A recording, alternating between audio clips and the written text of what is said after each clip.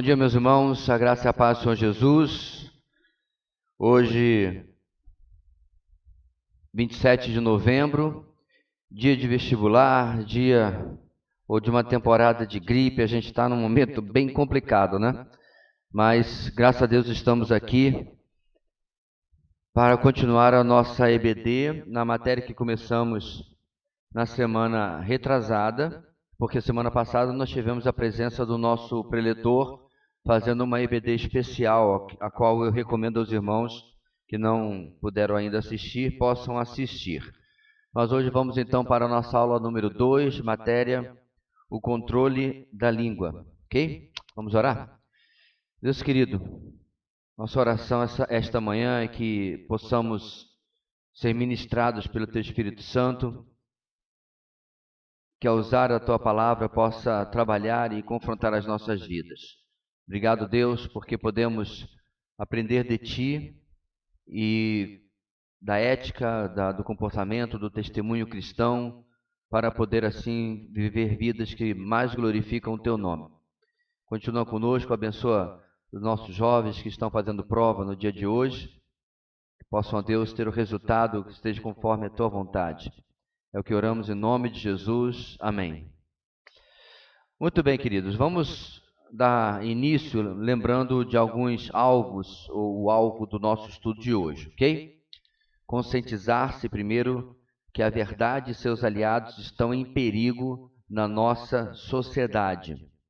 2, aprender por que a verdade é importante para Deus. E terceiro, reconhecer que qualquer forma de mentira contraria o desejo de Deus para o crente. Todas essas noções são até óbvias, mas a gente vai detalhar mais, reforçar mais, para podermos arraizar mais ou enraizar mais esta verdade a respeito da mentira na nossa vida, na nossa mente. Porque quanto mais distante dos princípios da palavra de Deus, meus irmãos, mais flexíveis com a verdade, a sociedade, o homem vai se tornando. E, infelizmente, mesmo na prática, sendo cidadãos de outro reino, nós somos influenciados pela nossa sociedade. Então, é muito comum a pessoa se converter e começar a ter algumas práticas que ele achava que é famoso, não tem nada a ver, serem confrontadas. À medida que primeiro o Espírito Santo já vai atuando na vida da pessoa e depois o confronto das verdades da palavra de Deus. Ok? Então, nosso tema da nossa mensagem é Dizendo a Verdade. E vamos começar falando sobre como engano, fraude, mentira e falso testemunho destroem a verdade. Quando estiver em dúvida, diga a verdade. Você vai confundir os seus inimigos e deixar páginas dos seus amigos. Essa frase é de um famoso escritor americano chamado Mark Twain. Na verdade, esse é o pseudônimo dele. Brincadeiras à parte, a verdade vem enfrentando dificuldades a cada passagem de algumas décadas e de cada geração em geração. Nossa cultura passou mais e mais a focar em resultados e vantagens pessoais e, para tanto, a verdade tem sido sacrificada. E as pessoas têm se sentido cada vez mais à vontade com isso. Nos negócios, a mentira justificada pelo lucro é vista como algo para o bem da empresa. Mesmo entre religiosos, a mentira tem sido diminuída de pecado para um simples erro ou ele não tinha outra opção. Assim, essas mudanças que têm feito com que o errado não seja sempre errado e o certo não seja sempre o certo, têm consequências devastadoras.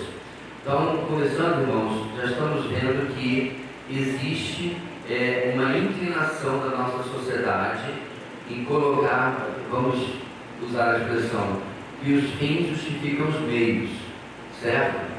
Usa-se até uma expressão de crime sem vítima, tal coisa não é problema porque não está afetando ninguém no fundo.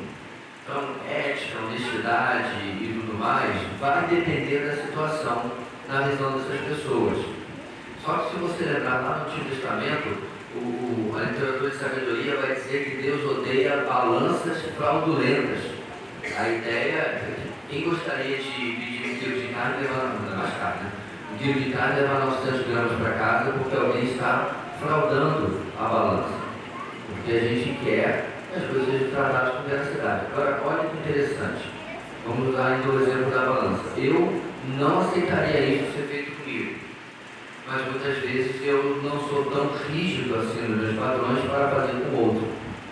Eu estou dizendo aqui no sentido, irmãos, que a gente quer uma legitimidade, uma verdade e tudo mais de lá para cá, mas nem sempre isso é verdade daqui para lá.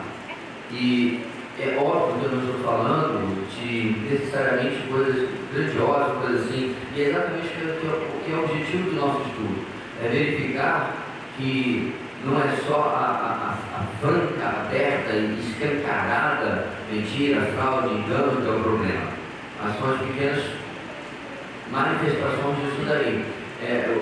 A Bíblia, inclusive, tem uma ilustração boa, quando fala que se preocupa com as raposas, mas não se preocupa com as raposinhas.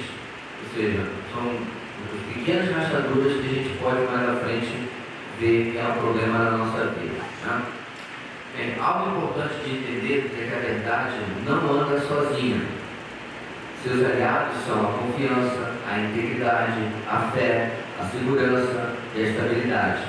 São esses dividendos que ganhamos quando andamos com a verdade. E, obviamente, quando abandonamos a verdade, seus aliados vão embora com ela. Por outro lado, a falsidade, a mentira, está aliada à suspeita, à dúvida, ao retraimento, à insegurança, ao conflito, ao ressentimento e à ira.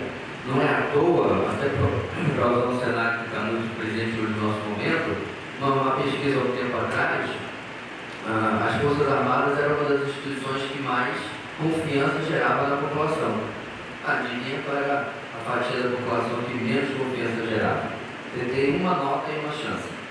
Os políticos, é claro, porque já é comum, virou até piada na Praça Nossa, né, do camarada lá que enrola na boca, porque ele quer enfeitar o que está falando para disfarçar que está enganando o povo. Então virou alguma coisa já cultural, caricata. E eu não acho que seja uma faceta só do Brasil, não, claro, mas que é uma coisa que a gente infelizmente vê nas nossas instituições. A gente não sente confiança em algumas, em outras sente, né? Por causa das manifestações que eles têm colocado, certo? Agostinho disse o seguinte: quando o respeito pela verdade desaparece, ou mesmo for levemente enfraquecido, todas as coisas se tornam duvidosas. Então é incalculável o estrago que isso traz sobre relacionamentos e reputações. Isso acontece com lares, governos, meios de informação. Todos são vistos com desconfiança e ceticismo e ficam cobertos com o véu da suspeita. A eventual morte é o que se espera de relacionamentos abalados pela mentira. Então, nos dois âmbitos de projeto do nosso devocional, a gente trabalha com um cronograma, a gente trabalha com prazos, né? Agora aí? Ok. A gente trabalha com prazos, né? Então, cada colaborador que você vê lá na lista do começo do devocional, todos eles, na verdade, eles têm um prazo para entregar seus textos, porque eles têm que passar por revisão teológica, revisão ortográfica e gramatical, revisão literária. Então, é um treino razoavelmente trabalhoso. E aqui e acolá, né, eu sempre fico lá no grupo, faltam 30 dias, faltam 25 dias, para ver se alguns que não me pegaram uma linha, né, como dizia minha avó, acorda para cuspir, né, porque está complicado. Aqui e acolá, eu tenho que receber uns irmãos, né, a maioria, inclusive pastores, com o famoso chapéu na mão, o chapéu no peito, em contrição, pedindo 1 milhão de perdões porque o prazo não vai dar para cumprir e tal. Mas o que eu gosto, meus irmãos, da nossa relação é a sinceridade. Para assim, meu irmão, realmente eu não dei prioridade, ou eu não dei a devida prioridade, ou eu tive outras coisas que eu coloquei na frente, porque eram, que a gente já aprendeu no seminário, no artigo fabuloso, que é a tirania do urgente. Que é a pior coisa, meus irmãos, para cumprir prazo, é a tirania do urgente. Você deixa o importante de lado, certo? Sentou para fazer o devocional. Aí, mensagem no WhatsApp. Na sua cabeça aquilo é urgente e você troca e aí deixa o devocional. Aí vai para a terceira, quarta, quinta, 10ª mensagem e aí você não faz. E vão roubando de nós de fazer aquilo que nós deveríamos. Mas quando você, numa situação como essa que eu mencionei, você não conseguiu cumprir aquilo que você prometeu, a única alternativa é a transparência, é a sinceridade, é você tratar a coisa como realmente foi, em lugar de você tentar, né, enfeitar o pavão e fingir que não é aquilo que está acontecendo. Consequências espirituais. Os 10 mandamentos incluem especificamente a proibição sobre a mentira. Êxodo 20:16, não darás falso testemunho contra o teu próximo. Porém, não é só isso. Vez após vez, as Escrituras comprovam que consequências espirituais sérias acontecem quando a verdade é alterada. A língua mentirosa e a testemunha falsa, que espalha mentiras, foram incluídas na lista infame das 6 coisas que o Senhor odeia. Você pode conferir em Provérbios 6:16-19. Né? Aquela lista lá tem 2 menções que estão relacionadas à mentira, à falsidade, à fraude. O salmista se coloca ao lado da verdade e diz: odeio todo caminho de falsidade.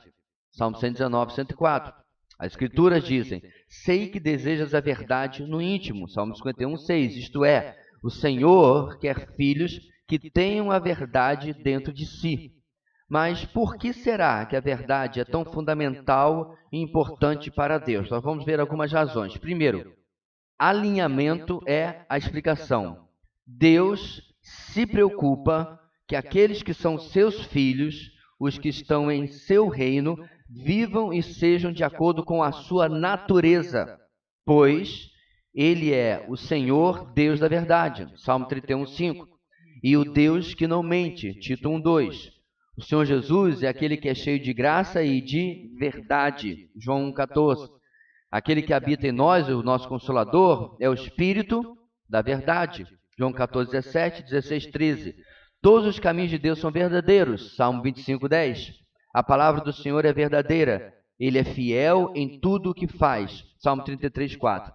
E poderíamos continuar com texto após texto. Assim, nosso compromisso com a verdade nos coloca em alinhamento com Deus, isto é, andando na própria natureza e caráter do nosso Deus, além do seu modo de agir. É uma questão de comunhão e relacionamento. Então, meus irmãos, para pensar, eu e você que somos pais ou são mães, né? Se nós temos um filho, e eu não estou me referindo aqui a que eles tenham que ser clones nossos, não. Mas eu me refiro no ponto de vista moral, né? Ele tem um comportamento completamente distinto daquilo que você ensinou, daquilo que você estabeleceu como norma na sua casa, e no nosso caso, que você ensinou pela palavra de Deus. Qual é a nossa reação em relação quanto a isso? Então, se crianças muitas vezes mentem, e aí você pega o seu filho na primeira mentira, né? O que você pensa sobre isso? Você vai tratar de qualquer forma? Geralmente não. Uma das coisas que alguns pais falam, por exemplo, é: você vê o papai fazendo isso? Não só mentira, mas qualquer comportamento fora do padrão. Você aprendeu isso porque provavelmente ele aprendeu em algum lugar, com a TV, com os amiguinhos, sua própria natureza, né? Então, espera-se que os pais estejam estabelecendo um padrão diferente. E aí, quando vê o seu filho ou filha comportando de maneira distinta, pode se perguntar: quando você viu sua mãe ou seu pai fazendo isso? A ideia aqui é a mesma, meus irmãos. Nós somos nova criação. Literalmente a Bíblia diz que nós somos criados em Cristo Jesus. Romanos 8 fala que Deus coopera para o bem de todas as coisas, não é para dar carro do ano. Qual é o objetivo daquele texto? Para que a imagem de Cristo seja formada em nós. Esse é o objetivo de Deus cooperar para o bem, certo? Não é nossa felicidade, não é nosso ser bem-sucedidos, é a formação a formatação da pessoa de Cristo em nós. Aí eu tenho que me perguntar, se meu pai é a própria expressão da verdade, como eu seria diferente? Como eu posso me comportar de uma maneira tão desalinhada com ele? Então essa é uma das coisas, irmãos, que tem que vir à nossa mente quando a tentação, a oferta, o escape, né, a saída fácil do erro, da mentira, for oferecida a mim e a você. Né? Por que eu vou me comportar de uma maneira assim se eu tenho um Deus que é totalmente verdade? Como eu vou me comportar de uma maneira que não é santa se o meu Deus que é santo diz que eu tenho que ser santo como Ele? Reflexão. A razão, e aqui reflexão não é pensamento não, irmãos, é literalmente refletir, tá? A razão de existirmos é a glória de Deus, e o glorificamos refletindo a imagem de seu Filho. Romanos 8, 29, que eu mencionei agora há pouco. Para isso é que fomos salvos. Quando participamos da mentira e da falsidade, abandonamos o propósito para o qual fomos salvos, e não mais refletimos a glória de Deus. Afinal, a luz não reflete de forma apropriada em superfícies manchadas, superfícies opacas. Sendo Deus a verdade, então nós também devemos retratar, refletir e exemplificar a verdade em nossas vidas, em nosso dia a dia. Isso é alguém ver Deus em nós. Eu já passei pela situação que eu creio que muitos irmãos passaram, em que alguém perguntou se você era crente. E aí você, sou, e você fica até surpreso. Você não estava vestido, né, de saia comprida e camisa não comprida. Isso é coisa da minha época, né? Que alguns crentes se identificavam assim, hoje nem tem mais. Mas você não estava de uma maneira crente, que ele tenha suspeitado disso, né? Mas ele percebeu por causa do quê? Do seu procedimento. Talvez, por exemplo, você é um militar, você trabalha, todo mundo está, literalmente, uniformizado, a ideia de uniforme, né? Está todo mundo vestido igual. Mas alguém percebe no seu procedimento, na forma de agir, na forma de tratar as pessoas. Irmãos, glória de Deus é isso. É as pessoas perceberem o caráter do nosso Deus em nós. A glória de Deus, você não vai andar aceso pela rua brilhando, isso não existe. Você vai mostrar a glória de Deus pelo seu testemunho, pelo seu caráter, pela sua ética, pela sua moral. E aí que é complicado, porque algumas pessoas acham que ninguém tem nada a ver com a minha vida. E não é bem assim. A forma como nos vestimos, a forma como nos portamos, a forma como lidamos com as questões atuais vão refletir ou não. Inclusive, como tratamos o contraditório, o lado de lá. Porque só estar certo não é passe livre para qualquer tipo de comportamento. Eu sei, de vez em quando dá vontade de esganar só um pouquinho. De vez em quando dá vontade de matar na unha. Mas é o não fazer isso que comprova de que reino nós realmente somos. Porque se tinha alguém que tinha todo o poder e direito de esganar só um pouquinho e matar na unha, era o Senhor Jesus e não fez, ele nos deixa exatamente o exemplo de como devemos nos comportar para com o opositor. Porque, para pensar, você viaja no tempo, você está lá diante da multidão e lá está Pilatos. É só você que teria que se controlar para não vá no pescoço dele, imperador ou não imperador? Olha o que ele está fazendo com o seu Senhor. Só que o seu Senhor está lá suportando tudo aquilo porque ele conhece o que está acontecendo. Toda atitude, meus irmãos, de reação carnal, ela é uma tentativa de tomar o controle que nós supomos que Deus falhou em ter. Entendeu o que eu acabei de dizer? Toda atitude carnal é uma tentativa de tomar o controle que Deus falhou. Pelo menos na minha concepção. Então eu tenho que fazer alguma coisa, eu tenho que agir. Porque ficou um vácuo de poder aqui e eu vou resolver tudo. E muitas vezes para conseguir isso, entre elas, eu vou ter que agir de maneira com armas da mentira, da falsidade, da fraude, e eu não vou refletir a glória de Deus aí. E a gente vai falar daqui a pouco de uma coisa, inclusive, bastante polêmica. Eu confesso que eu parei ali uns bons minutos para ver por que eu estava tendo dificuldade com aquilo. Quando a gente chegar lá, você vai ver o que eu quero dizer, eu vou mencionar que é isso aqui, porque a gente está tratando uma coisa, meus irmãos, que eu concordo com o que eu falei mais cedo. A gente é minado pela sociedade, tá? Então, quer ver só? Não levanta a mão, mas eu tenho certeza que nem todo mundo aqui tem problema com um pai, né, dizer para o seu filho pequeno. Hoje a gente não tem mais telefone, né? O meu lá em casa, as teclas nem funcionam, ele só existe porque um dia eu tive linha fixa e precisa ter por causa da internet. Mas quando a gente tinha e alguém atendia o telefone, porque se o seu celular está em casa e você atende, é bem provável que você está lá, mas a linha fixa não. Lembra quando ligava e seu filho dizia, ou a criança dizia, papai, é fulano, diz que eu não estou, fala que o papai saiu. Eu quase tenho certeza que nem 100% de nós tem problema com isso. Porque é aquela mentirinha branca, né? Só para sair de uma coisa ou inconveniente ou outra coisa qualquer. Vamos supor, por exemplo, que seja telemarketing. Você nem está devendo nada, eu não falei que é cobrador.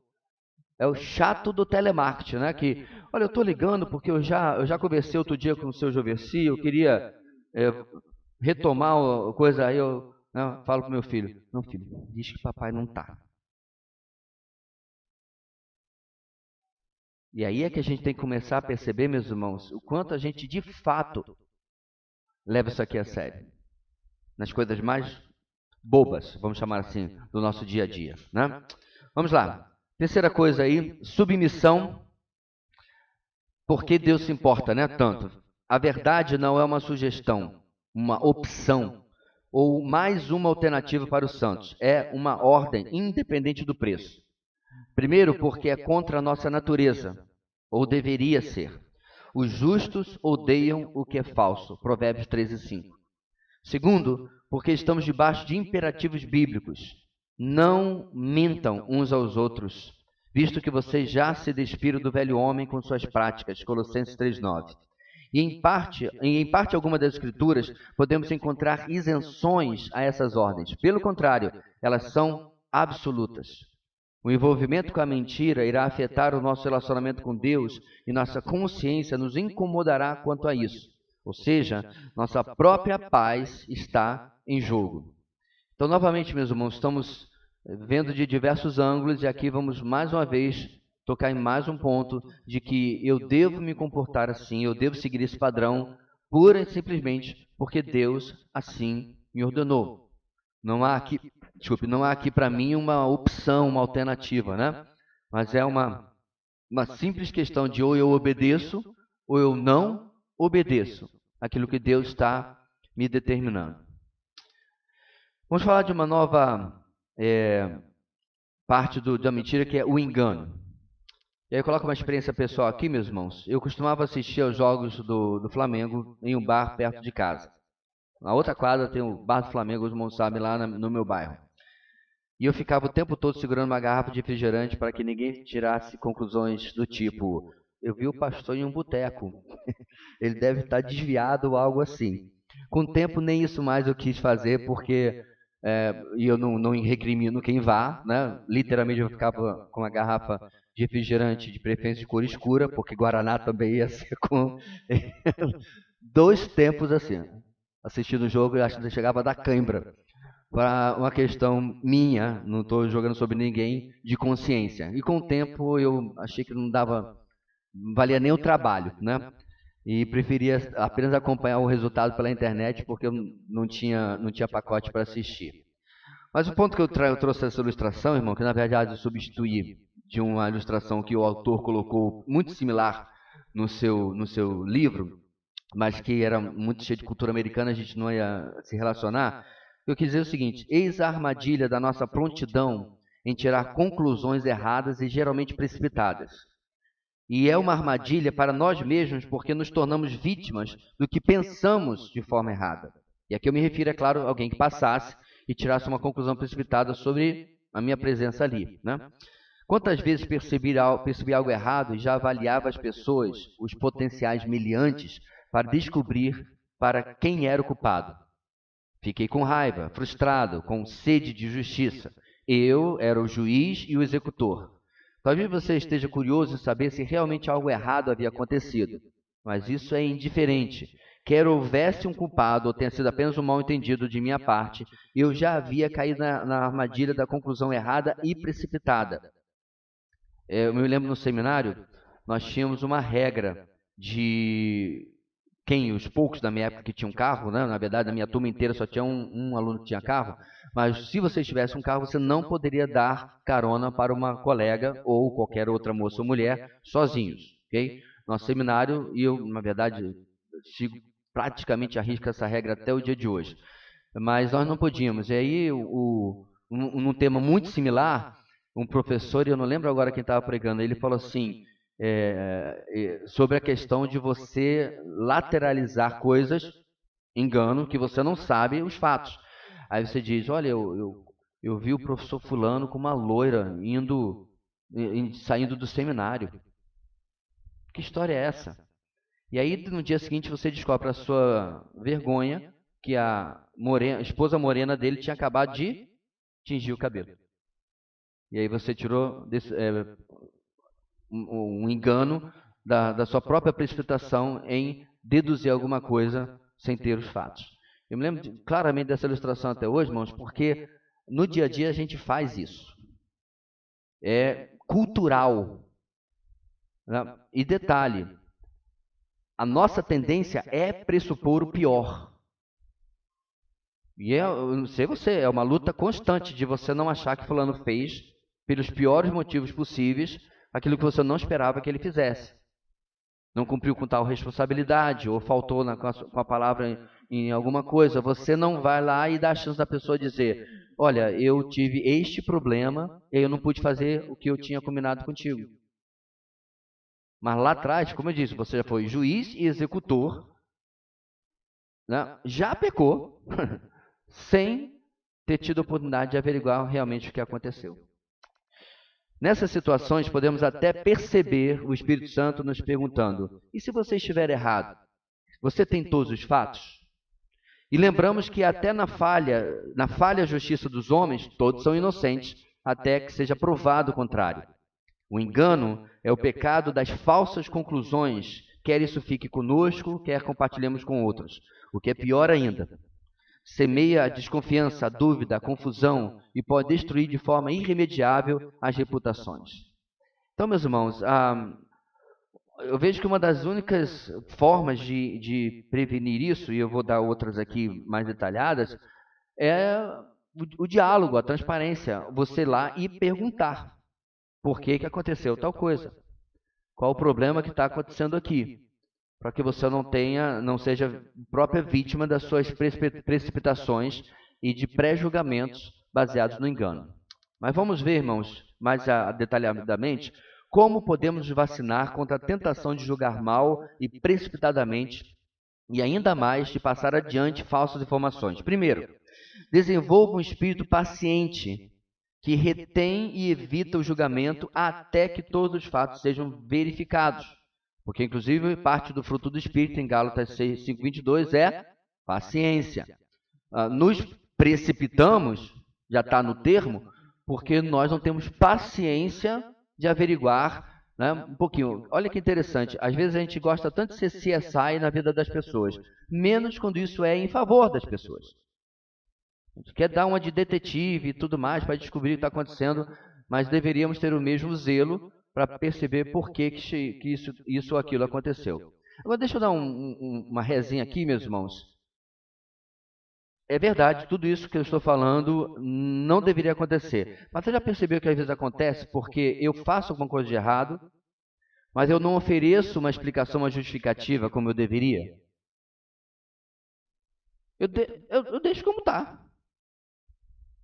Como eu deveria, e detalhe, na época que a gente pode resolver com um simples probleminha aqui, né? Então, não cumprir o combinado. Em lugar de ficar deixando o tempo passar, sei lá por quê, né? E dando ainda essa oportunidade do irmão lá pensar o pior de mim, que eu não estou justificando, eu poderia já me antecipar, eu já não errei não cumprindo a minha palavra, eu deveria me antecipar e dizer assim, meu irmão, combinei com você tal coisa e não vou poder fazer. Não vou poder. Significa que ainda está à frente. Porque eu já sei. Ou se realmente foi uma coisa imediata. Eu imediatamente devia mandar uma mensagem, irmão, não pude fazer como combinado. Aconteceu um problema aqui em casa. Tal e tal coisa aconteceu. Meu filho acabou de ficar doente. Isso ou aquilo. Mas eu não deixo espaço para que haja tentação do outro lado de um mal-entendido. Uma das piores coisas, meus irmãos, que eu confesso a vocês que eu luto, é a quebra de compromisso. E uma das piores coisas é quando a pessoa não vê a sua quebra de compromisso da mesma seriedade com que eu achava que deveria ser visto diante da ética, da moral, etc. Como alguém disse uma vez, não combine nada, mas se combinar, porque pessoas dependem daquilo da nossa palavra, daquilo que nós empenhamos em fazer. Agora, coisas acontecem. Da mesma maneira como cabe ao que não está cumprindo se antecipar, aquele, e é o que nós estamos tratando aqui, que está sendo lesado nessa transação, poderia chegar de maneira paciente, de maneira mansa, dizer, o que aconteceu? Porque, não sei com vocês, mas já tive uma situação em que, lutando contra a minha precipitação, eu fui dizer, meu irmão, aquele negócio que a gente combinou, e a pessoa, ela realmente tinha esquecido. E para uma pessoa cujo superpoder, ou melhor, super antipoder é a memória, eu me simpatizo com isso. A gente esquece as coisas, realmente. Não anotou, não teve alguma outra coisa. Ou seja, há muitas maneiras de evitar que essas rusgas não aconteçam nos nossos relacionamentos. Número 2, pratique o amor que crê no melhor, até que se prove o contrário. Texto de 1 Coríntios 13, o amor não se alegra com a injustiça, mas se alegra com a verdade. Tudo sofre, tudo crê, tudo espera, tudo suporta. Então, essa semana mesmo, talvez porque eu já estava... É fácil quando você está sendo encharcado no momento por um estudo determinado da palavra de Deus, né? Aí você faz tudo certinho. E eu fui perguntar por que tal coisa havia acontecido. E eu descobri que a pessoa havia sido assaltada. E ela não estava ali cumprindo o presente porque haviam entrado na casa dela. E ela estava levantando o muro, botando concertina, botando câmera, botando alarme, a semana inteira ocupada nisso. E aí eu fiquei, obviamente, grato porque eu não me antecipei, disse assim, por que fulano não está aqui? Mas, de novo, irmãos, será que daqui a uma semana, 2, 3, ou daqui a meses depois que essa matéria acabar, a gente volta aos velhos hábitos? Porque esse deve ser, meus irmãos, uma busca nossa, que a palavra de Deus tenha um efeito, eu não diria permanente, porque nós somos pecadores, mas o mais permanente, que fique conosco, tais princípios e tais conclusões e tais pensamentos, tais atitudes na nossa vida. 3, busque uma disposição de proteger os outros, aconselhando aqueles que estão fazendo falsas acusações a aguardar a verificação dos fatos. Novamente, 1 Coríntios 13, não maltrata, não procura seus interesses, o amor não se alegra com a injustiça, mas se alegra com a verdade. Então, irmãos, a lateralização é uma das piores coisas que pode haver em uma igreja, mas na verdade em qualquer agrupamento humano. Se o seu problema é com sinfrônio, trate com sinfrônio, certo? O irmão A, B, C, D, Z não tem absolutamente nada a ver com isso. Vá com aquele irmão e resolva com ele ou com ela, tá? Chama na sua casa para tomar um suco da Caer, não sei, mas resolva. O que ganha você em compartilhar com o outro? Agora, se você precisa de conselho sobre a situação, você até pode. Mas, ao meu ver, eu não preciso revelar a identidade da pessoa, eu preciso de conselho sobre tal situação. Reginaldo, eu estou com um problema com uma pessoa, tá? Que aconteceu isso, e eu não sei como tratar, porque a pessoa não tem um histórico de receber bem, tal. Não falei quem é. Mas eu preciso de direcionamento, de repente, uma situação que eu já me lembrei que o Reginaldo compartilhou num culto de oração, também sem revelar o nome da pessoa, agradecendo a Deus, porque conseguiu resolver. Entende, irmãos, a diferença? Mas não é bem assim que a gente faz. Reginaldo, cara, eu não sei como lidar com esse Cifrônio. Vamos orar por ele. Sempre tem essa saída pseudo-espiritual, né? Porque eu estou com esse e esse problema com ele. E ele, irmão já sabe como é que isso vai, né? De repente o irmão Silfrônio realmente é uma pessoa difícil. Tem gente que é picanha, tem gente que é chambari. Personalidade, temperamento, caráter, meus irmãos, é um negócio complicado. Mas não são desculpas, porque Jesus convivia com um camarada extremamente complicado, Pedrão, e não aliviava uma vez em deixar de confrontá-lo sobre o que tinha que ser confrontado. Ele não chegava assim, João, você trabalha no mesmo ramo, né? É companheiro de trabalho de Pedro, vê com ele. Não. Ele ia lá e dizia na lata. Não só ele. A comunicação direta, meus irmãos, e transparente, ela é muito incômoda. Mas é a única saída bíblica, piedosa, para cada um de nós, se nós realmente queremos resolver as questões e buscar a verdade. Ok? Número 4. Tenha coragem e a ousadia de ir diretamente, se necessário, às pessoas envolvidas a fim de esclarecer os fatos. E aí, está inclusive repetindo o que eu acabei de falar, né? Mateus 18, que a gente tão bem conhece. Se o seu irmão pecar contra você, vá e conte a todo mundo, de preferência faça um post dando indireta no Facebook. Não. Vá e a sós com ele, mostre o erro. Se ele o ouvir, você ganhou seu irmão.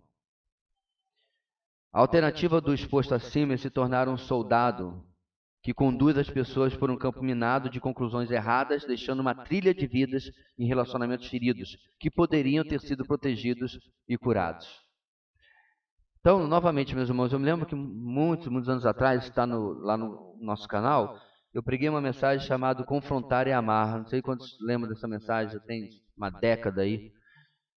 Mas eu sei que não é um exercício fácil. E é por isso que a gente tem essa tentação também de tentar, muitas vezes, fazer proxy, né, pelo pastor da igreja. Aí você vai lá, pastor, aqui o irmão fulano, tá? Agora toma a bomba aí, deixa eu acertar aqui o relógio, o problema agora é seu. Não é assim que a palavra de Deus nos ensina. Eu até entendo que há situações mais delicadas que a outra, em que de repente pode ser uma questão de uma irmã que viu um irmão ou vice-versa, uma situação questionável, e por causa da diferença de sexos aí você fica constrangida ou ele constrangido de ir lá e confrontar. Mas se você, por exemplo, é casado, o problema está resolvido. Você pode pedir ajuda ao seu cônjuge para lhe ajudar a tratar aquela situação. Eu entendo que ainda está dentro da prerrogativa aqui. Agora, o que não dá, meus irmãos, é a gente empurrar a batata quente para o outro só porque eu não quero resolver aquilo. Eu não quero tratar aquela questão. É ruim? É chato? Sem dúvida nenhuma. Concordo plenamente com você. Para quem tem um longo histórico, por causa do ofício pastoral, de confrontação, é péssimo. Você já vai preparado que uma pessoa pode não receber bem. Eu me lembro de uma vez que eu estava numa reunião para tanto, porque já tinha chegado a nível de reunião, e a pessoa confrontada, desculpa, o irmão que estava dirigindo, literalmente estava em lágrimas, implorando que o irmão compreendesse o que a gente estava fazendo ali, e ele duro, não dobrava serviço de jeito nenhum, e duro continuou, e duro saiu da reunião. A gente ficou com aquele sentimento de derrota. Derrota do reino de Deus, nesse sentido. Porque a gente fez tudo certinho. Alguém foi confrontar o irmão em particular, até chegar a esse grupo, e nada. Agora, nenhuma desses gostos amargos que podem vir a ficar na nossa boca, irmãos, justifica não fazê-lo. Infelizmente, não justifica. Não há alternativa para isso. Outra palavra que estamos lidando na nossa lição de hoje é fraude. Não a que você está pensando. Não é aquela. O tremendo poder e estrago de uma fraude se percebe em Gênesis 3, de 1 a 6. o começo da narrativa da queda. Através da fraude, Satanás levou os 2 primeiros seres humanos a escolher o pecado em lugar de Deus, colocando toda a humanidade debaixo da maldição do pecado. Romanos 5,12. A tática de Satanás começa com algo que poderia ser visto como apenas uma pergunta, mas que era uma pergunta capciosa, que buscava colocar em questionamento as intenções das instruções dadas por Deus. O que ele fala? Foi isto mesmo que Deus disse? A ênfase aqui da entonação é minha. Não comam de nenhum fruto das árvores do jardim, que é logo no primeiro versículo de Gênesis 3. Então, qualquer aluno ruinzinho de EBD já detecta que tem coisa errada aqui. Não precisa nem fazer o CFM e ter passado pela aula de método de estudo bíblico, ou estudo bíblico indutivo, perdão, ou de hermenêutica. É tão simples o erro que a queda, primeiramente de Eva ali, meus irmãos, no engano, revela, na verdade, que estava dentro do seu coração. Tá? Ela não chega nesse negócio assim limpinha. Tá? Ela chega já com uma predisposição de seu coração. Então, todos que leram o texto ou ouviram as instruções da boca de Deus sabem que não é esta a verdade. A proibição era restrita a uma única árvore. Qual é? A árvore do conhecimento do bem e do mal. Só isso, é só ler o capítulo 2. Deus havia sido extraordinariamente generoso e bondoso. A palavra de Deus nos diz, o que receio e quero evitar é que, assim como a serpente enganou Eva com astúcia, a mente de vocês seja corrompida e se desvie da sua sincera e pura devoção a Cristo.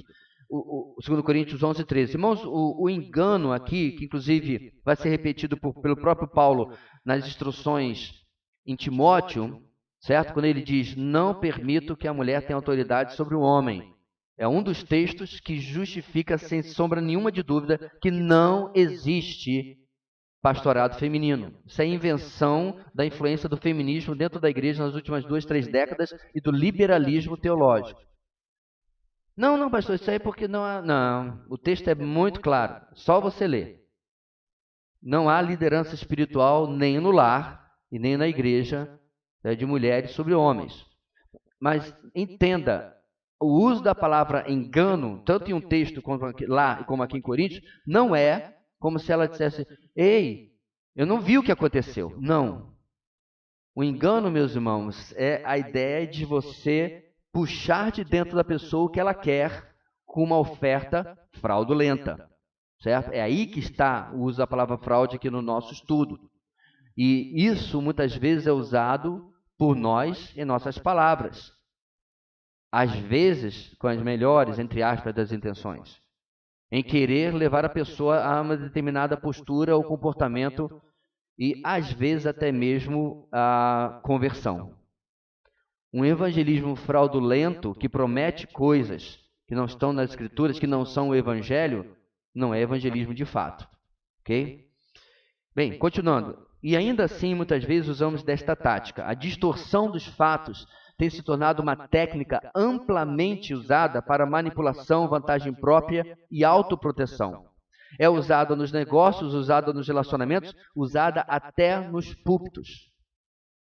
Ela pode até conseguir os resultados, mas no processo destrói a confiança quando o outro lado percebe a manipulação. Tal realidade tem levado até a existência de leis contra a propaganda fraudulenta, contratos fraudulentos e o falso testemunho. Coisas que podem, inclusive, terminar em prisão. Então, nossa própria sociedade já compreendeu que tentar manipular os fatos para prometer uma coisa que não é verdade não é muito ético. Esse foi parte do argumento, irmãos, que há vários anos atrás impediu que esportes fossem associados ao cigarro. Porque é ridículo. O cigarro é um pedido para uma vida não saudável. Aí mostrava aqueles corpos sarados e o pessoal na praia e tudo mais. Alguma coisa está errada. É engraçado, irmãos, agora me ocorreu isso, como a nossa sociedade ela escolhe qual fraude ela quer suportar e qual não. Como o cigarro é, de fato, um problema muito mais sério do que outro problema, que é a bebida, contra o cigarro agiram dessa maneira, certo? Mas sério, tomando 2, 3 cervejas por dia, vai dar para ter aquele corpo sarado lá? Você vai provavelmente ficar com uma barriguinha de chope, né? Assim que a gente chama. Mas a propaganda de cerveja continua, com corpos sarados, todo mundo em forma, né? Todo mundo fitness, mas bebendo uma serva. Alguma coisa está errada. Mas aí é o quê? Socialmente aceito. Aí a propaganda não se importou, os órgãos de propaganda, né? De atacar, mas continua sendo uma fraude. Continua sendo uma propaganda que não bate com a realidade. Porque não é um estilo de vida saudável. Inclusive, eu tinha um colega, um rapaz que frequentava a academia, né? Que ele falava reclamando da sua falta de progresso. Só que eu estava olhando para a cara dele, mas você estava onde ontem à noite? Ah, ontem à noite estava no estúdio, sei lá o quê, sei lá, nem sei que trem é esse. Estava lá, estava com as meninas, e tirava foto, né? Porque quando você está malhando, a foto está bonita, né? Depois de 10 minutos, a coisa não é bem assim, não. Aí tirava foto, mandava para ela, eu falei, cara, sem dormir, sem comer direito e sem treinar direito, não adianta que você não vai ter progresso, né? Quantas você tomou ontem? Perguntei para ele. Eu acho que uma dúzia. Eu falei, eu torcendo que fosse de latinha, né? Mas acho que não era não. Ponto aqui, meus irmãos, a gente gosta da fraude. Eu estou dizendo o ser humano, né? O ser humano, né? Como é que era o slogan da comédia antigamente? Me engana que eu gosto. Porque é uma ilusão. É uma ideia que a gente quer aceitar como verdade, certo? Que é o que aconteceu com Eva. Satanás só pegou, meus irmãos, e botou um gancho no que estava no coração dela e trouxe para fora. Isso é muito, muito, muito perigoso. Bem, voltando, irmãos, próximo slide. Porém, novamente, o resultado disso é a erosão da credibilidade. Basta ver a fama que a classe política tem há muito tempo. O autor de Provérbios escreveu: saborosa é a comida que se obtém com mentiras, mas depois dá areia na boca. Provérbios 20, 17. A fraude é a marca de um coração não renascido. O engano está no coração dos que maquinam o mal, mas a alegria está entre os que promovem a paz. 12, 20 de Provérbios. Assim, sintetizando, o engano e a fraude alteram, torcem e distorcem a verdade. A mentira, por outro lado, é a comunicação direta da inverdade, e ela é o nosso próximo tópico. Mark Twain disse certa vez o seguinte sobre a mentira: a principal diferença entre um gato e uma mentira é que o gato tem apenas 9 vidas. A mentira é dura de morrer, tem mais de 9 vidas, parece que é difícil de colocá-la debaixo do chão, né? Quem de nós não tem um episódio na infância onde a mentira teve participação central? Diante da alegada inocência de todos os filhos de que não haviam comido o chocolate comprado para fazer um bolo, certo pai resolveu ler Apocalipse 21, 8, onde diz sobre o terrível destino dos mentirosos, que é o lago de fogo e enxofre. Aí, logo, o caçula saltou do sofá e admitiu sua culpa. A história, meus irmãos, pode até gerar alguns risos, mas o assunto é extremamente sério, inclusive para Deus, e há várias razões para isso. Primeiro, a mentira foi a base estratégica de Satanás. No texto da queda que nós mencionamos mais cedo, Satanás engana a mulher usando a mentira sobre Deus e sua palavra. É certo que não morrereis. Gênesis 3:4. Enquanto a afirmação de Deus dizia o oposto. No dia em que dela comer, certamente você morrerá. Eu acho interessante esse certamente nesse texto. Ele não apenas disse, você morrerá. Certamente, para não deixar dúvida, você morrerá. Isso está no capítulo anterior, capítulo 17, versículo 17. Se referindo à árvore do conhecimento do bem e do mal. Podemos dizer que aqui foi a invenção da mentira. Vocês já assistiram esse filme? A Invenção da Mentira? Eu não lembro se em português é assim, acho que é O Primeiro Mentiroso, o nome desse filme. Que é uma comédia de uma sociedade que não existe mentira. E aí um homem, uma vez, ele conta a primeira mentira, ele começa a ver que ele consegue vantagem com isso. Por exemplo, olha, eu soube que se você não pagar pelo jantar, um meteoro vai cair sobre a nossa cabeça. Pessoa, verdade? Não, então a conta é minha. Ele faz coisas piores, mas eu estou dando só um exemplo. Ele começa a descobrir o que nós estamos falando aqui. A mentira traz ganho próprio. de uma maneira ou de outra. Né? E aí, só que eu peguei esse termo e coloquei aqui como a invenção da mentira, na verdade, foi no Jardim do Éden, certo?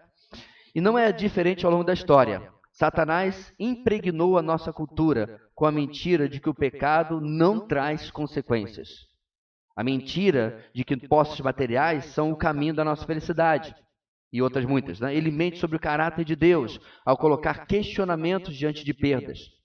Em um nível religioso, Satanás veste a mentira de roupas religiosas e afirma a salvação por obras, por bom caratismo, né? Pelo seu bom caráter, boas obras, ou que o importante é sua sinceridade e que Deus, sendo amor, lhe aceita como você é. Você pode fazer o que quiser, pode tomar as decisões que quiser, que Deus lhe aceita como você é. E é claro, a maior mentira de todas, Deus não existe. E somos apenas o fruto de uma evolução aleatória por milhões e milhões de anos. Não é à toa, meus irmãos, que ele é chamado de pai da mentira. Quer seja no mundo, quer seja dentro de determinadas igrejas, ele repete isso vez após vez após vez. Então, é interessante como as pessoas usam da mentira até para defender algumas coisas que algumas são desnecessárias, outras até são verdades bíblicas, mas não são, como eu vou dizer, centrais ou essenciais. Por exemplo, a discussão entre arminianismo e calvinismo, por exemplo. Eu sei de que lado dessa discussão eu estou e eu tenho convicção disso. Agora, eu jamais abriria minha boca para falar a asneira de dizer que um irmão arminiano não é um irmão em Cristo. E de vez em quando eu tenho que tirar algumas pessoas do meu Face porque chega a ser chato. Como o Isaiah fala, né? Tem muçulmano que é xiita e tem crente que é chato. E o cara fica lá. E eu tenho um em particular, que ele não está mais no meu Face, mas ele tem meu WhatsApp. De vez em quando ele fica mandando artigo para comprovar que arminiano não é salvo. Eu falei, meu irmão, eu não sei aonde, como sua mente consegue conceber o que você está falando. E aí a gente está colocando nessa panela aí, a começar do próprio Jacobus Arminius, né? Gente como Leonard Ravenhill, A.W. Tozer. Ou seja, é muita petulância e, ao meu ver, beira brincar com engano. Admitir isso, meus irmãos, não me faz menos reformado, menos calvinista, de maneira alguma.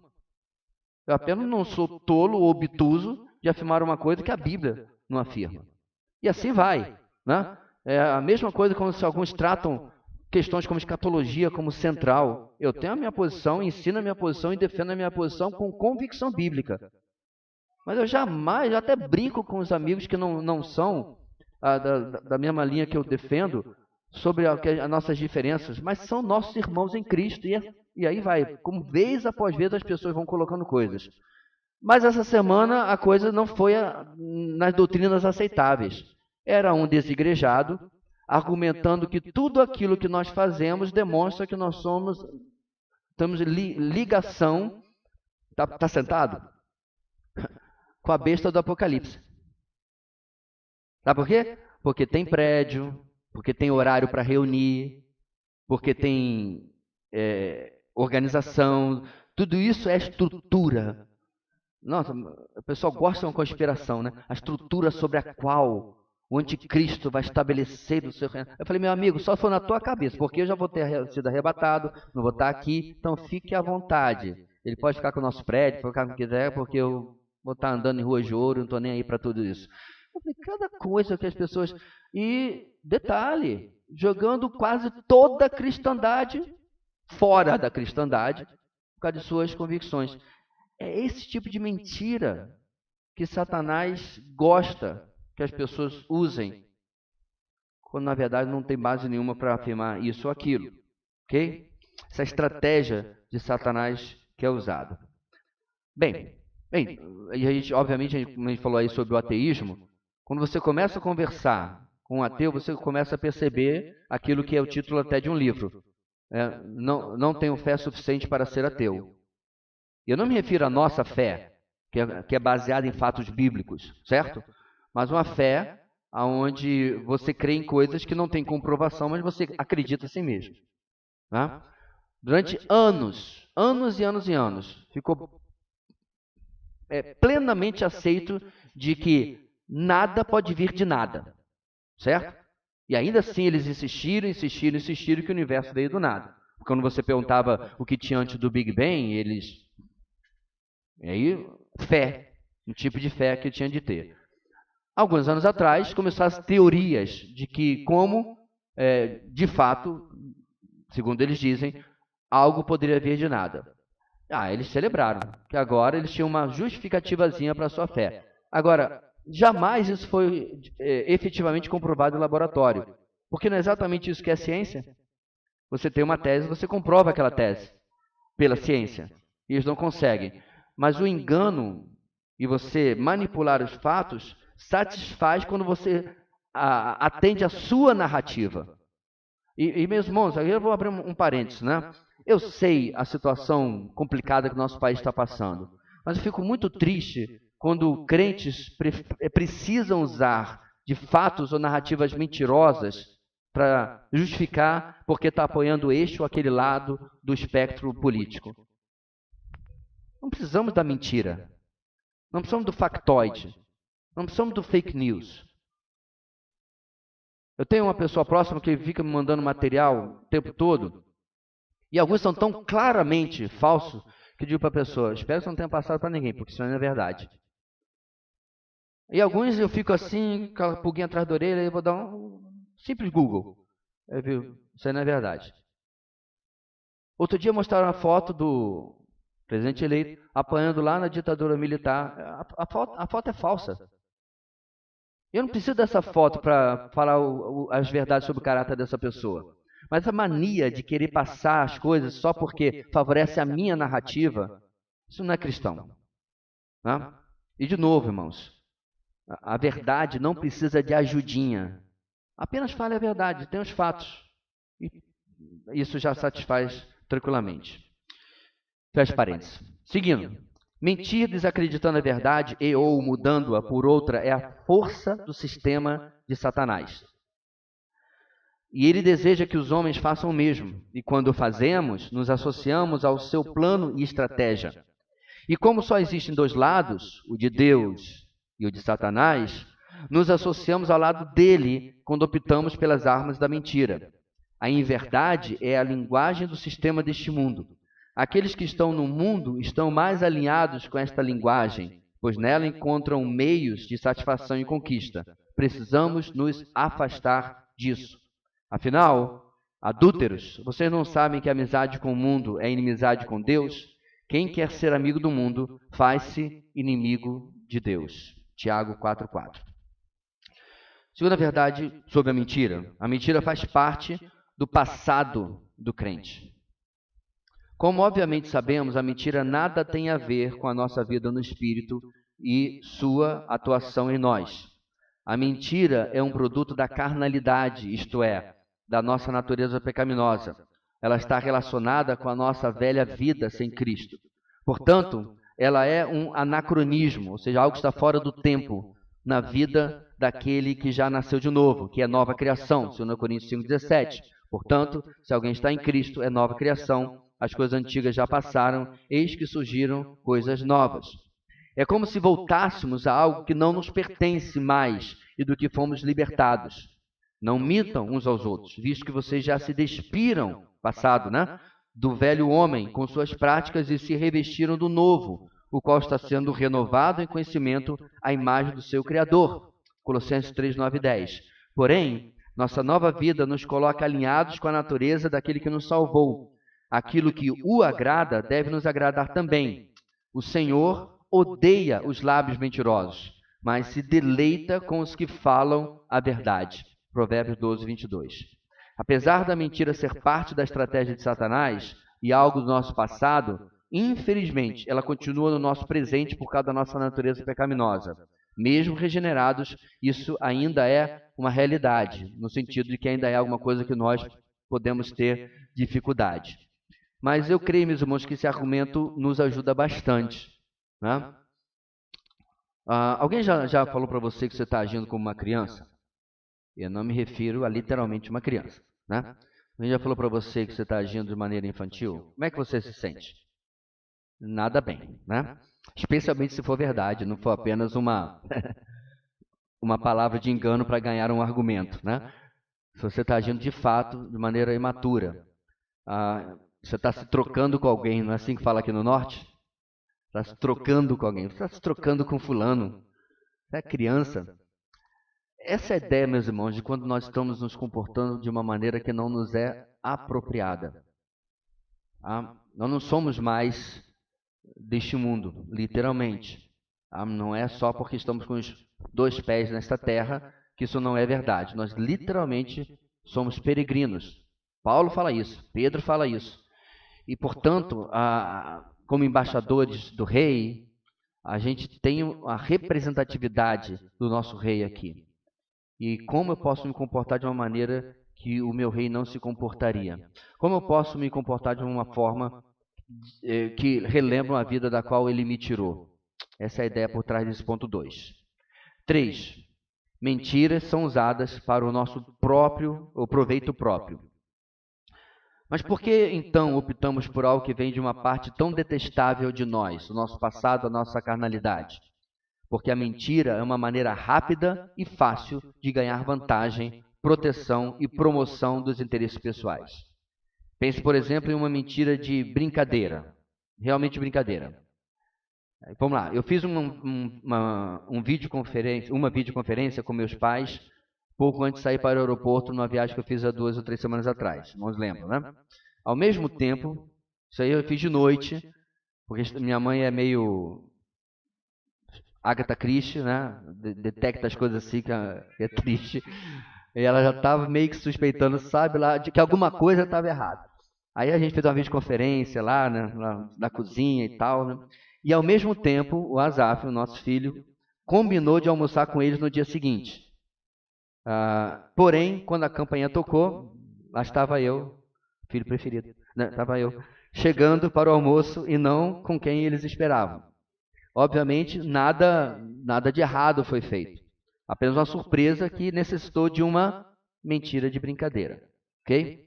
Então, eu estou tomando isso aqui como exemplo, não é o que a gente está tratando. Ok? Agora, com mentiras de verdade, as características são praticamente as mesmas. A diferença é que enganamos para ganhar algo que não beneficia ninguém a não ser nós mesmos.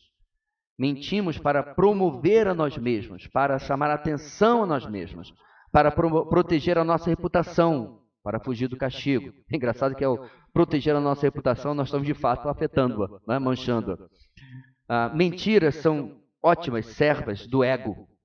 Pense na última mentira que você disse para alguém. Alguém precisa de algum minuto, por favor? Não? Já deu? Tente lembrar em como aquilo lhe ajudou, aspas, segundo a sua percepção do que estava acontecendo. Eis aí a mentira a seu serviço. Então, meus irmãos, esse pequeno ganho que a gente tem, às vezes no mínimo de não ter que sofrer a repreensão de alguém, que é geralmente porque as crianças mentem, né? Não é isso? Por que você comeu? Você comeu o biscoito antes do almoço que eu disse para você não comer? Tá tudo sujo aqui, ó. Não, mamãe. Porque ela sabe que entre a bronca e a havaiana tem um espectro de coisas que podem acontecer ali, né? E ela não quer fugir da punição. E aí a pessoa usa da mentira. Às vezes a gente faz isso no nosso trabalho. Porque a gente sabe que o chefe não vai gostar da resposta. Tá? A gente faz isso na venda de um carro. E aí, como é que está esse carro? Está ótimo! Maravilhoso! No dia anterior, você pegou um pano, tirou toda a fuligem do cano de escapamento, né? Para ele não perceber que está queimando óleo. Mas o carro está fabuloso. Tá? Por quê? Porque você tem medo que a pessoa desista da compra, diminua o valor, né? Para baixo, negocie o valor diminuindo para baixo, claro, né? Você não quer isso. Isso me lembra, só abrir um parênteses aqui, ele ainda é vivo, um diácono da igreja onde eu cresci, né? Que ele era na contramão. Quando alguém chegava para comprar o carro dele, ele já tinha uma lista dos problemas do carro. Olha, o carro está com um problema na porta, não está fechando direito, e ainda é uma areia, então, tô brincando. Ele já tinha uma lista do que ele já tinha que tomar cuidado com o carro. E quer ver o que é o mais interessante? Eu não me lembro dele falar que ele deixou de vender um carro por ser honesto, ser transparente. Ponto para a verdade. Para o cristão, o que deve vir depois disso tudo, né? É a confrontação do Espírito Santo. E para isso também que ele nos foi dado, para nos convencer do pecado. Muitos acham que estão vivendo desanimados, para baixo, depressivos, por causa de alguma coisa que outros fizeram, ou porque não estão vivendo como gostariam. Essa, meu caro, é outra mentira que contamos para nós mesmos.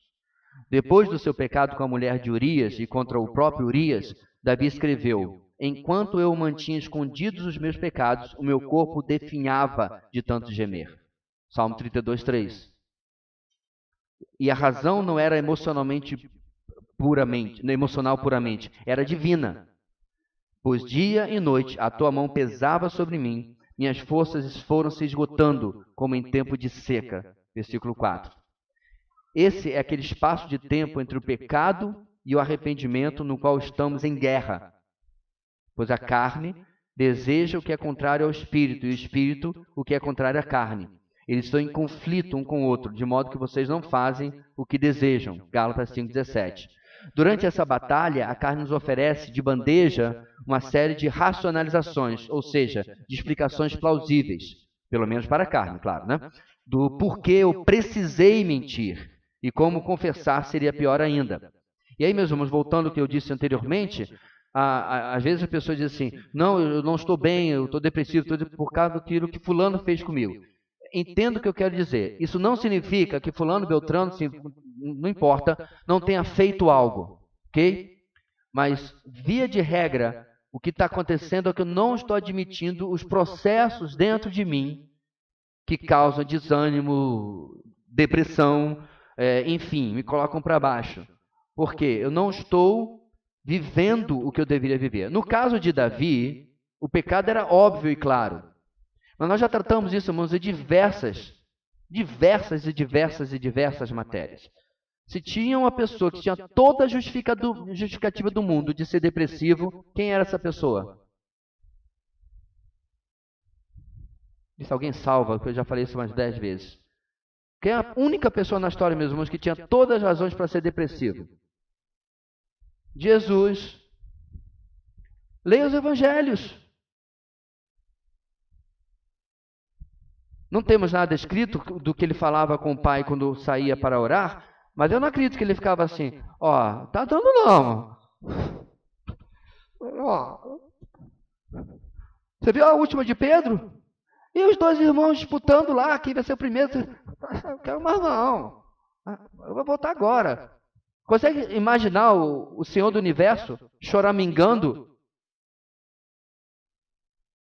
Ponto aqui, meus irmãos, é que é o velho ditado, eu não posso impedir que o passarinho faça totô na minha cabeça, né? Mas eu posso impedir que ele faça um ninho. E quando a ação vem de lá para cá, a minha obrigação em Cristo é responder como Cristo. Eu não estou dizendo que seja fácil, não. Eu estou dizendo que não é impossível. Então, todo o processo, meus irmãos, de desânimo, de estar para baixo, todo o processo depressivo, ele tem um ponto onde você diz, até aqui, mas não. Parou. Aonde você se volta para os recursos espirituais, para dizer, chega. Onde você pega de volta o controle que pessoas querem ter sobre a sua vida. Ou circunstâncias, ou Satanás, ou a carne. Meu ponto aqui, meu amado, não somos vítimas. Não somos vítimas desses processos da nossa vida, nós somos cúmplices. Quando nós aceitamos o que vem de lá para cá e dizemos, ai de mim, ô dia, ô noite, ô chuva, ô sol. Mesmo que o Espírito Santo fique do nosso lado, vamos lá, Harvey. Vocês estão lembrando do desenho? Ninguém é dessa época. É do leão e da hiena, né? O Espírito Santo está dizendo para a gente o que tem que ser, o que é e as verdades da nossa vida.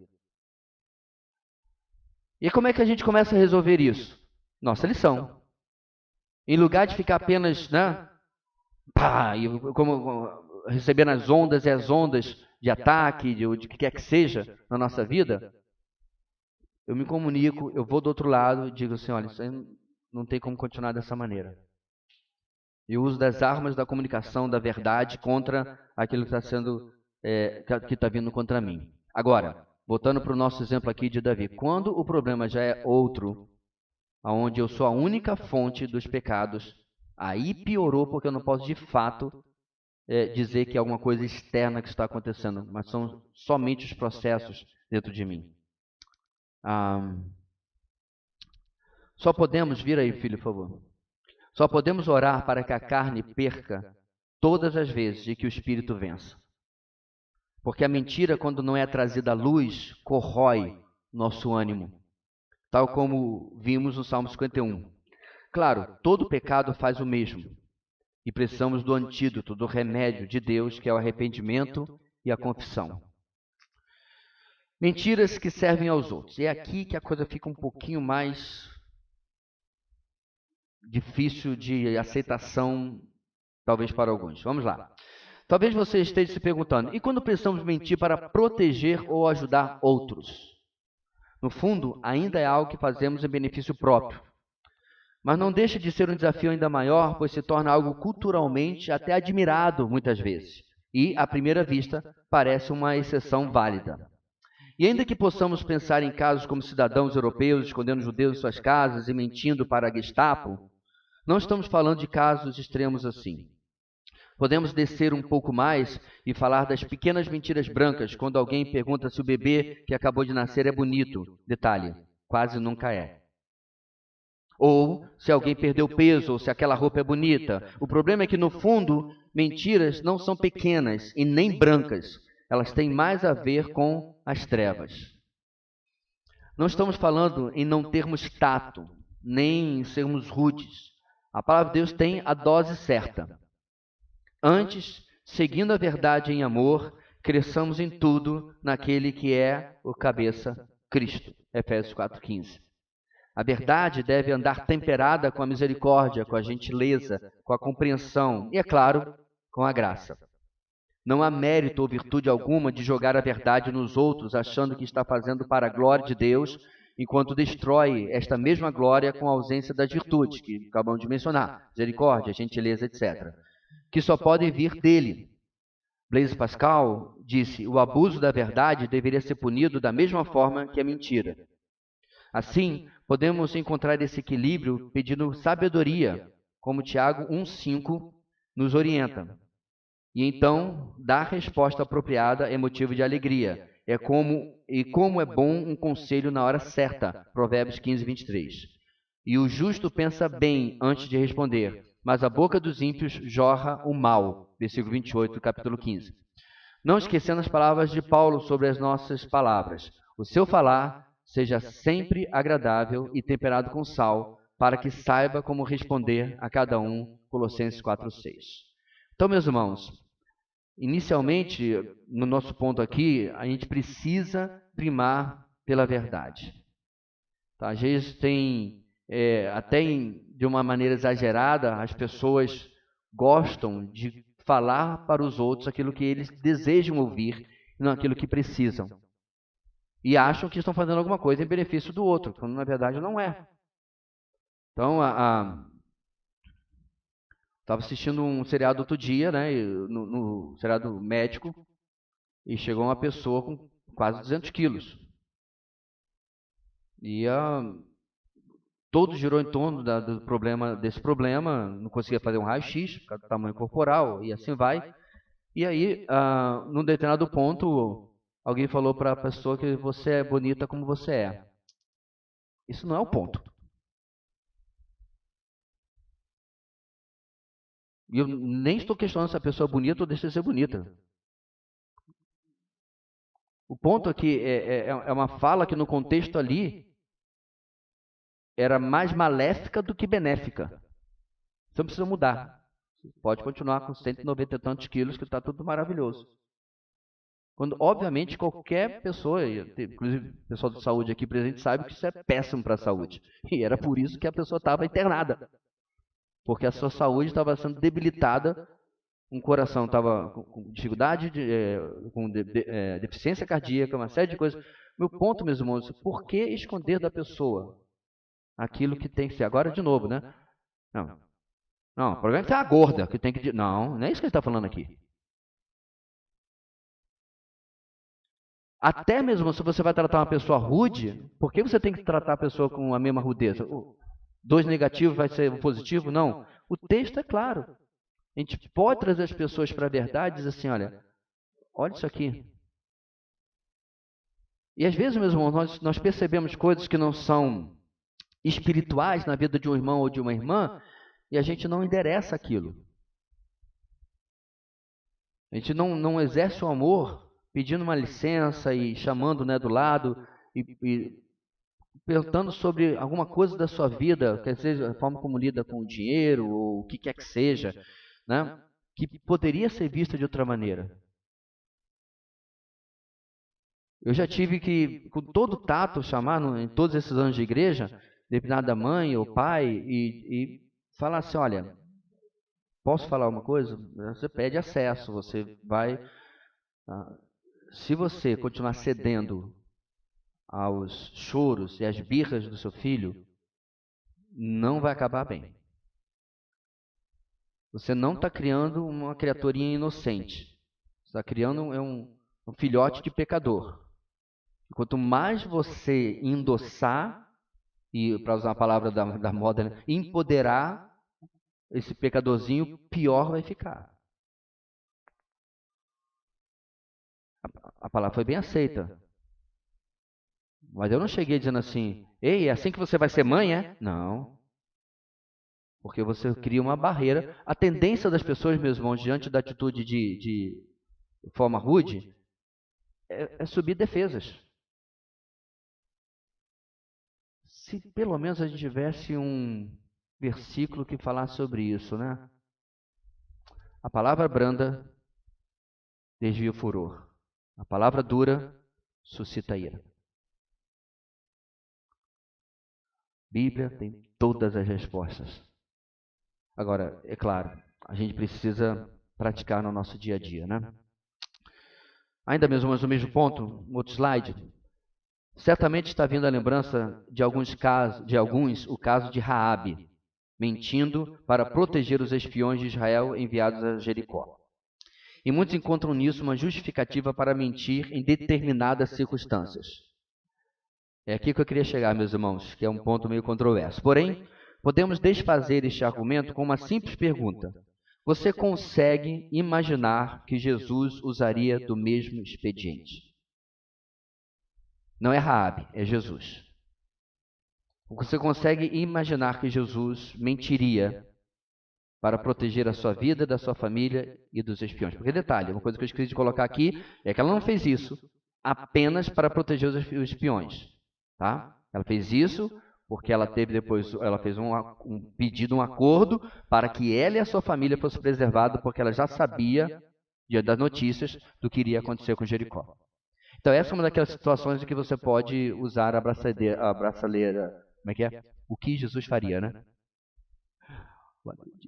O WWGD, que é uma braçadeira brasileira, que ficou famosa nos Estados Unidos, né? What would Jesus do? O que Jesus faria? As pessoas andavam com isso aí. A questão não é tão simples assim, porque essas pessoas acham, mas nesse caso é uma questão simples. O que Jesus faria? Ele repetiria o gesto? Ele agiria da mesma forma? Bem que eu vi que meu roteiro sumiu porque ele voou. Ele agiria da mesma forma? Então vamos lá.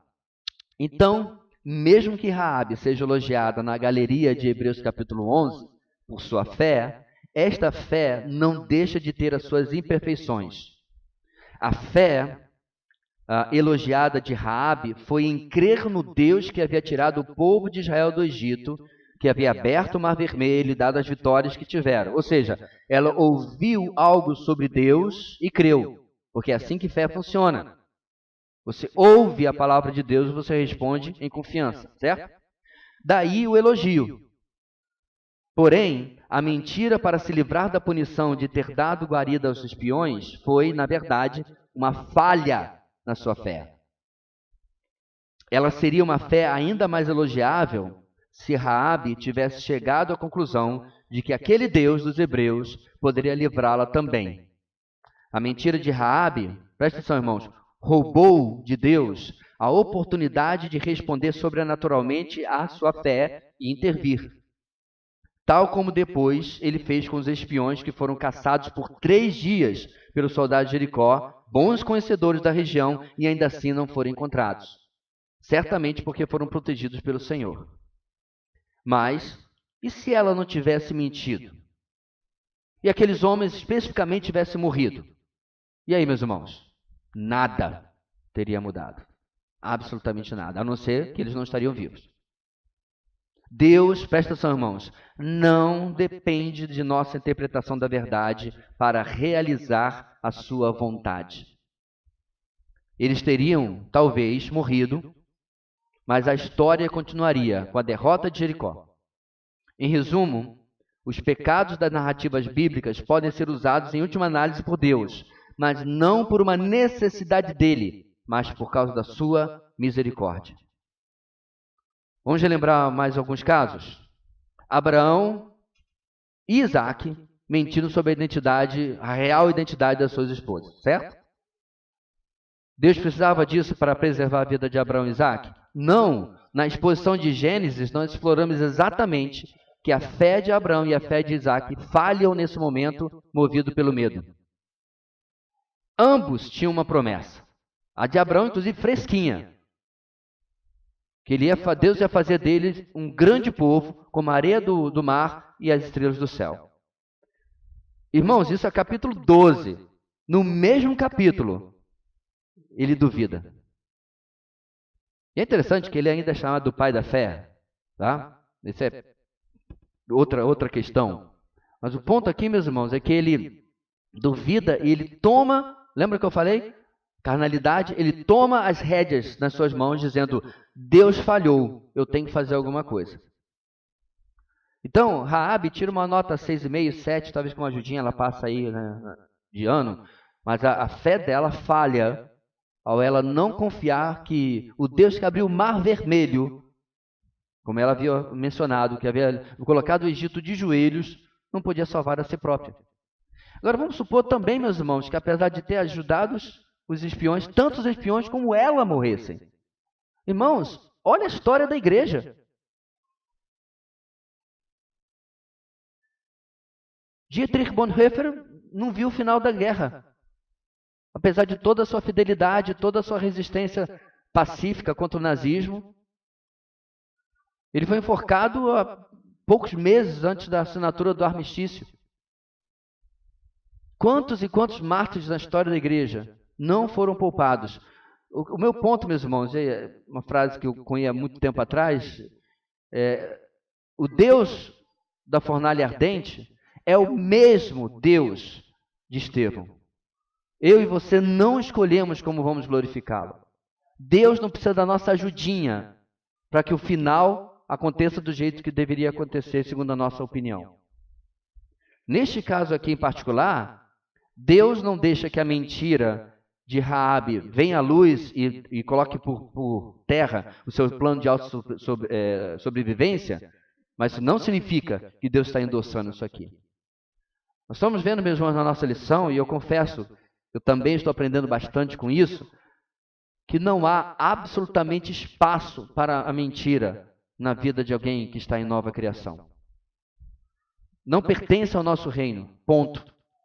E é óbvio, não estou falando sobre mentir para o seu pai que você está indo para lá para fazer uma surpresa de chegar, não é isso.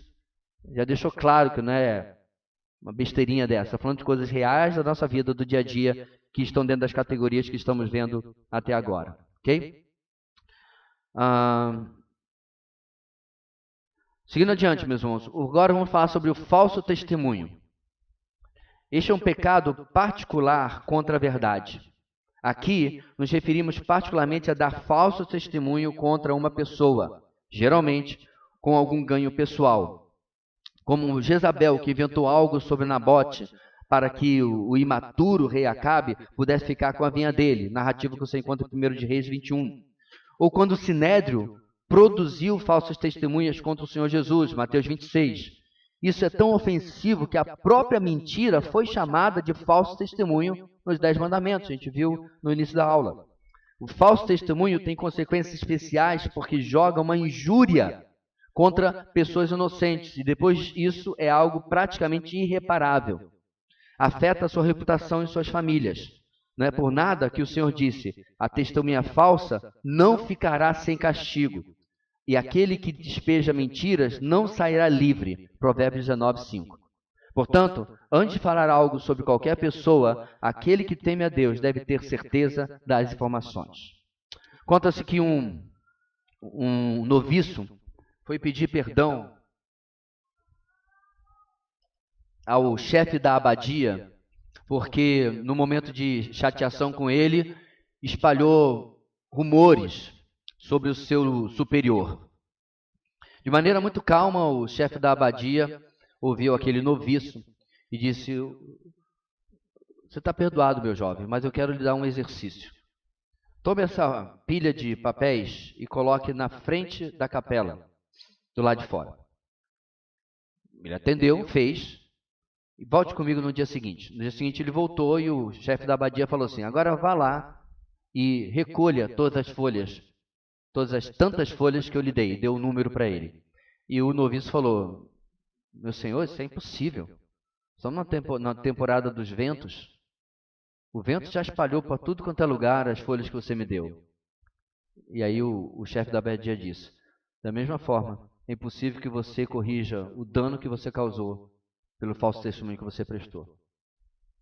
Irmãos, tem coisas que já foram ditas, eu tenho certeza sobre você também, sobre a minha pessoa, que é incrível que anos depois alguém diz assim: você teve uma época que eu ouvi tal coisa de você. Isso é 5, 6, 10 anos atrás.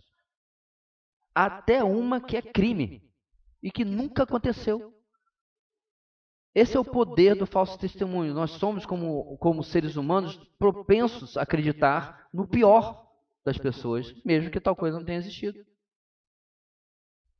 O ponto aqui, meus irmãos, de novo a palavra de Deus nos ensinando do que devemos fazer. E, detalhe, eu estou me referindo a coisas que estão acontecendo, às vezes, dentro do reino de Deus, onde é o último lugar que deveria acontecer. Bem, encerrando, irmãos, o engano, a fraude, a mentira e o falso testemunho são meios pelos quais Satanás ataca a glória de Deus em nós e em nosso meio. Com os seus padrões de falsidade, ele nos aproxima do seu sistema mundano e nos afasta da cultura do reino de Deus. A inverdade participa de todo o mecanismo que leva ao pecado, e Satanás procura promover isso. Quer seja mentira para encobrir a infidelidade conjugal, ou a destruição de uma reputação honesta através do engano, ou a fraude para se obter vantagens injustas nos negócios, ou falso testemunho para execução de algum plano egoísta, a falsificação da verdade dá apoio, promove e protege o bem-estar do pecado. Ou você consegue imaginar um pecado sequer, no qual a inverdade não seja um produto natural e ou um possibilitador. A inverdade é a cola e o sangue do sistema promovido pelas trevas. Eu termino com a frase de Oliver Wendell Holmes, que disse: o pecado tem muitas ferramentas, mas a mentira é o cabo que se encaixa em todas elas. Que o Senhor, meus irmãos, que possui a verdade dentro da descrição da sua própria pessoa, eu sou o caminho, a verdade e a vida, possa receber de cada um de nós, esta semana, meditarmos sobre nosso procedimento.